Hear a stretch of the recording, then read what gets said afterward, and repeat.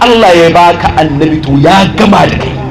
ya baka ƙarshe ƙololuwa, baka bin Allah bashi, saboda Allah ya baka abin da ba kai baka san wani abu da za a baka ya zama irin sa ba. Allah ya ƙara gaya mana cewa wa alamu anna fikum rasulullah, ku sani fa a cikin ku akwai babban jakada. Gashi nan an buga mishi tambari, ya zo da sunansa Muhammadu, abin yabo, a yabe shi kawai, bai da aibi, salimin an kulle aibi,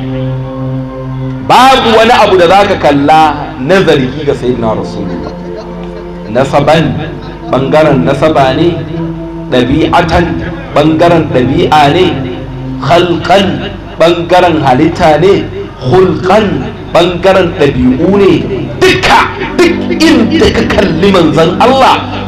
to ubangiji ya cika shi cika irin yadda Allah yake cika abin da yake so, kuma yadda Allah ya cika annabi babu wani makhluki da Allah ya cika haka.